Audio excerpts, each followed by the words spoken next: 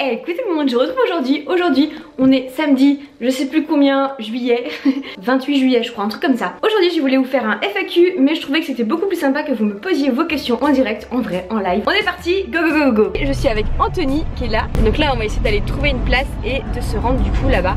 J'ai déjà reçu pas mal de snaps de gens qui étaient là-bas, donc ça va, ça me rassure, je serai pas toute seule parce que ma phobie à chaque fois quand je fais des trucs comme ça, c'est de me ramener qu'il y ait personne, toute seule. Donc bon, salut. T'affiches? J'ai fait tout le tour. C'est vrai? Je crois que je suis pas le seul, regarde, on est arrivé en même temps, on arrive. Ah, il y a des gens qui arrivent encore. Ah, les retardataires là-bas. Bonjour à ceux qui sont arrivés. Donc, je voulais savoir où s'était passé ton accident exactement. Alors, mon accident, est-ce qu'il s'est passé? Mon accident, il s'est passé en Vallée de Chevreuse, à côté de Paris. À 30 km de Paris à peu près. Et je me souviens plus de rien parce que j'ai fait un trauma crânien, donc j'ai un trou noir. Mais bon, faut quand même mettre son casque et on va dire que mon message, c'est pour tout le monde de penser à mettre son casque, c'est important parce que c'est le truc qui peut sauver et qui m'a sauvé la vie clairement. Mettez le casque les gars, mettez le casque les gars, mettez le casque les gars. Oh, c'était quoi ta réaction quand tu t'es réveillée en même temps? Alors ma réaction quand je me suis réveillée, et bah je me suis réveillée dans le camion de pompiers et je savais pas trop ce qui se passait. J'ai essayé de bouger mes deux jambes, mes deux bras. J'ai senti que j'avais mal à l'épaule. J'ai essayé de me mettre mes mains sur mon visage, donc ça va, j'avais pas de cicatrice ni rien. Après il y a un gentil pompier, d'ailleurs Charles Elie si tu passes ici, qui est venu me voir et on a pas mal discuté. Il m'a amené à l'hôpital après aux urgences. Parler d'un gros projet pour l'année prochaine, ouais. Un projet secret énorme. Et du coup, est-ce que avec la réalisation tout ça c'est remis à plus tard? Donc la question c'est de savoir si je peux toujours faire mon projet secret en 2018. Pour l'instant je sais pas, ça va dépendre si je mange mes cheveux. Bah, ça va dépendre de ma rééducation, ça dépend un petit peu de savoir comment mon épaule évolue, donc je sais pas encore, ça dépend de ce que disent les médecins. Pour l'instant c'est pas mort, j'ai un temps de rééducation à peu près pour mon épaule. Donc en fait là j'ai 5 semaines bloquées comme ça en immobilisation et après je vais avoir 6 semaines de rééducation dans un centre spécialisé. Très long mais bon, on est là et puis on fera tout pour guérir quoi. Faut avancer, oui j'ai pleuré, oui c'était dur et voilà, mais bon c'est pas comme ça qu'on va avancer dans la vie, donc voilà, je préfère garder mon énergie pour avancer et puis pour aller mieux. Est-ce que tu t'es déjà blessée auparavant? Alors, est-ce que je me suis déjà blessée auparavant? Non, c'est ma première blessure. J'ai déjà eu des périostites, là au niveau des tibias. Tout grand sportif s'est blessé une fois, donc c'est bon, fallait que ça arrive. Voilà. Il y en a qui viennent d'arriver là. Salut. Est-ce que tu vas changer ton alimentation? Est-ce que je vais changer mon alimentation du coup? Bah déjà forcément j'ai beaucoup moins faim. Avant je faisais un semi-marathon, j'allais courir, j'allais faire du vélo, je nageais, même je marchais beaucoup. Donc oui forcément je change un peu mon alimentation. C'est ça ce que je disais, c'est que j'ai peur de prendre du poids ou alors d'en perdre, je sais pas trop comment ça se passe, ça dépend des gens. Donc oui j'essaie de manger moins c'est sûr. Mais je fais pas de régime, je calcule pas tout, voilà. Il est possible que je prenne quelques kilos, c'est pas grave, je les reprendrai après. Je pense que c'est un peu le cycle de la vie, c'est comme ça. Et puis bon bah... Voilà, c'est comme ça, mais bon, histoire de pas prendre 10 kilos quoi, c'est juste ça. Si je prends 3-4 kilos, c'est pas grave. Désolée, je crois que je vous ai pas cadré, je vous ai filmé que ma bouche comme ça. Donc je veux savoir comment as-tu connu Axel Raymond et du coup sa coach Magali. Comment j'ai connu Axel Raymond et sa coach Magali?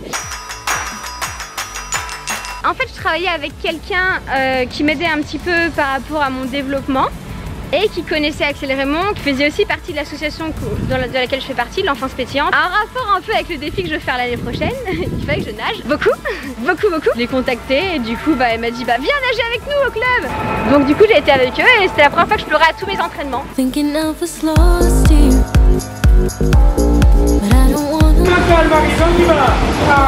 Quelles sont tes autres passions à part le sport? Manger. Moi j'adore tout ce qui est le corps humain. D'ailleurs quand j'ai été à l'hôpital pour me faire opérer et même aux urgences juste après mon accident, je crois que les infirmières m'ont détesté. Qu'à chaque fois qu'elles me faisaient des radios et des examens, je voulais trop passer derrière l'ordinateur pour regarder tout et qu'elles m'expliquent. Je trouvais ça trop passionnant. Et ça c'est quoi? Et ça c'est quoi? Et ça c'est quoi? Parce que je trouve que le corps humain c'est une machine magnifique quoi. Dans la famille on a toujours été de grands sportifs. Ma soeur fait du rugby, mon frère il fait de la muscu mais il faisait beaucoup de skate. Ma mère fait aussi un peu de sport, elle fait beaucoup de salle et tout ça. Bon, mon père aussi, mon père et voilà. À quoi est-ce qu'on pense pendant de longues heures d'entraînement? Alors ça dépend du sport, un peu à ses objectifs, un peu à la course qu'on va faire, pourquoi on s'entraîne, etc. J'ai des phases où je pense à ma technique, surtout en natation. Après quand ça commence à être dur, là je pense pas mal à mon passé, à des choses qui ont été difficiles dans ma vie et me dire que ouais bah je peux le faire parce que avant ce que j'ai vécu c'était plus dur. Donc là c'est facile et qu'après je serai fière de moi. Qu'est-ce que tu conseillerais à quelqu'un qui veut passer de la course à pied au triathlon en termes d'entraînement? Que je conseillerais à quelqu'un qui veut passer de la course à pied au triathlon, d'avoir un bon matériel, pas forcément le meilleur vélo, pas du tout, mais voilà. Être entouré avec le projet des cheveux.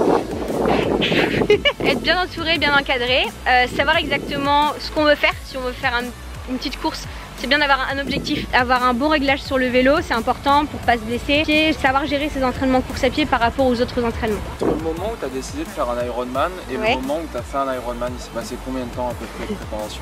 Combien de temps il s'est passé entre le moment où j'ai décidé de faire un Ironman et le moment où je l'ai fait? Entre le fait où j'ai dit que je vais faire un Ironman, j'ai quand même fait un marathon quand même, que j'en ai jamais fait de ma vie. J'ai fait un half Ironman et un Ironman. Donc il s'est passé 1 an et demi je crois. Est-ce que tu arrives à imaginer ce que tu feras dans 15-20 ans? Non, je sais pas, c'est juste que ce que je ferais, je serais heureuse. C'est tout. Faut pas rester sur ses idées, faut évoluer, ça se trouve je vivrai plus ici. Bonjour. Je dis bonjour parce qu'il y a des gens qui commencent à arriver encore. Est-ce que tu vas retravailler avec Lucas? Lucas, si tu m'entends.